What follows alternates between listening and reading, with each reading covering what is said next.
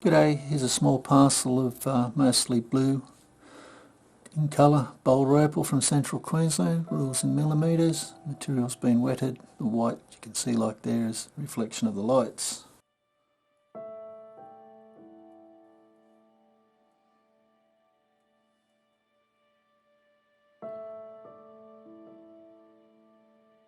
Probably have to cut that, a smaller stone, a couple of stones out of it. Same with this piece.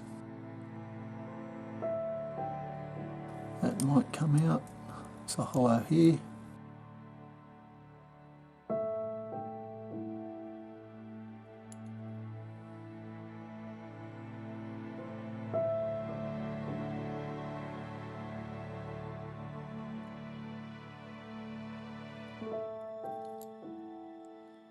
A bluey green piece.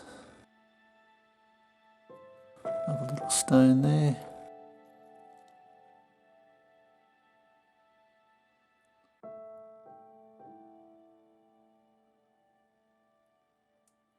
Anyway, hope you've enjoyed looking at those. Cheers.